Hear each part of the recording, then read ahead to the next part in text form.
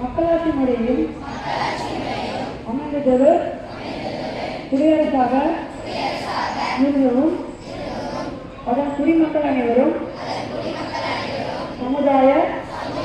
பொருளியல் வழிபாடு இவற்றில் தன்னுரிமை சமுதாய படிநிலை வாய்ப்பு நலம் இவற்றில் சமன்மை ஆகியவற்றை ஒற்றுமை ஒருமைப்பாடு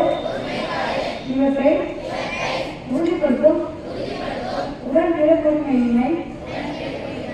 வளர்க்கவும் உள்ளார்ந்த உறுதியுடையராய் நம்முடைய அரசமைப்பு பேரவையில் 1949 நவம்பர் 26 நாளாகிய இன்று அரசமைப்பினை இயற்றி நமக்கு நாமே வழங்குகிறோம்.